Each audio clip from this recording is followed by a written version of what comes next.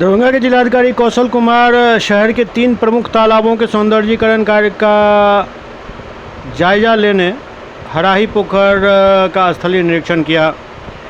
निरीक्षण के दौरान उन्होंने हराही पोखर में चल रहे बोल्डर फिचिंग कार्य का विस्तार से अवलोकन किया और निर्माण कार्य की गुणवत्ता एवं प्रगति की समीक्षा की। निरीक्षण के दौरान जिलाधिकारी ने संबंधित अधिकारियों से अब तक किए गए कार्यों की जानकारी प्राप्त की और परियोजना के निर्धारित समय सीमा के भीतर पूर्ण होने की स्थिति की समीक्षा की। जिलाधिकारी ने बुडको के परियोजना निदेशक अभय कुमार एवं कार्य कर रहे संवेदक को निर्देश देते हुए कहा कि निर्माण कार्य में तेजी लाई जाए और प्रत्येक कार्य निर्धारित मानकों के अनुरूप गुणवत्तापूर्ण ढंग से कराया जाए। दरअसल इस मामले पर अब सुप्रीम कोर्ट काफ़ी सख्त रुख अख्तियार कर चुका है, जिसके बाद जिला प्रशासन हरकत में आया है। आज दिघी पोखर का निरीक्षण किया गया है और क्या समीक्षा किया गया और क्या निर्देश दिया गया है सर?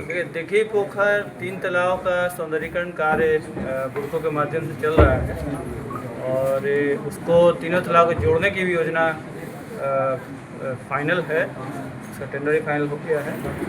और तीनों तालाब को चूँकि उसमें बहुत सारे जो नाले भी उसमें जुड़ते थे, तो नाले का पानी तालाब में ना जाए इसके लिए बुडको का जो नाला बन रहा है उससे उसको इंटरसेप्ट करना है।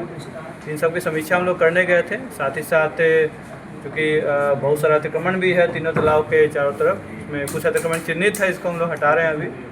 और जो अतिक्रमण चिन्हित है उसको हटाने के बाद पुनः हम लोग नए सिरे से तीनों तालाब का हम लोग सीमांकन कराएंगे और अतिरिक्त अतिक्रमण रहेगा उसको भी हटाएंगे। आज मैं हराही पे गया था, हम लोग के रिपोर्ट के अनुसार कि हराही में कोई अतिक्रमण नहीं है, लेकिन फिर भी मुझे लगा कि शायद उसमें एक कोने में कुछ अतिक्रमण है। तो पहले हम लोग अभी दिघी और हराही गंगा सागर में अतिक्रमण चिन्हित है उसको हम लोग हटाएंगे। और हटाने में थोड़ी समस्या हो रही है कि डायरेक्टली हम लोग का जेसीबी नहीं जा पा रहा है, मैनुअली तोड़ना पड़ रहा है, तो समय लगेगा, लेकिन हम लोग हटा के फिर एक बार फ्रेश सीमांकन कराएंगे ताकि जो भी और अतिक्रमण हो तो उसको हटाया जा सके और तीनों तालाब का पूरा क्षेत्रफल हम लोग का अतिक्रमण से मुक्त।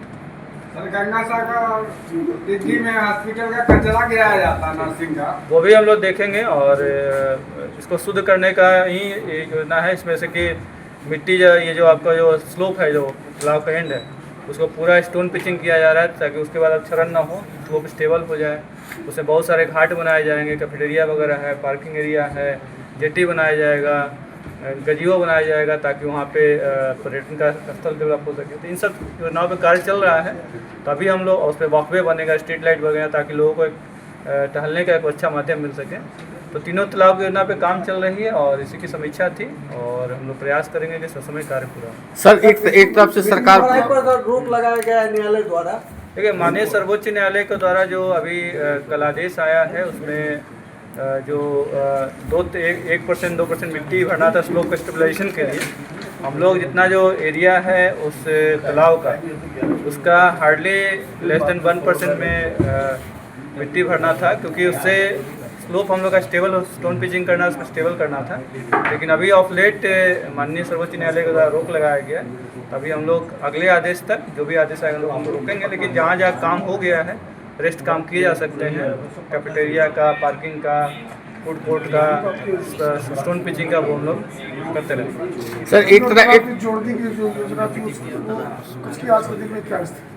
अभी उसका टेंडर फाइनल है, लेकिन चूंकि अभी सौंदर्यीकरण का कार्य चल रहा है तो कार्यक्रम के बाद ही हम लोग उसको वहाँ से जाएंगे। उसमें भूअर्जन का भी कार्य चल रहा है, भूअर्जन की कार्य प्रगति पे है, कुछ रहती ज़मीन भी उसमें टूटेंगे, तो वो भूजन कंप्लीट हो जाएगा, उसके बाद हम लोग। सर एक तरफ से सरकार कहते हैं पोखर का सौंदर्यीकरण रहा है, एक तरफ से पोखरी की भरा जा रहा है, उस पर में क्या निर्देश दिया गया? ठीक है, पोखरी जो भरा जा रहा है मात्र 1% है, वो भी सौंदर्यीकरण के दृष्टिकोण से स्लोप को स्टेबल करने के लिए किया जा रहा है।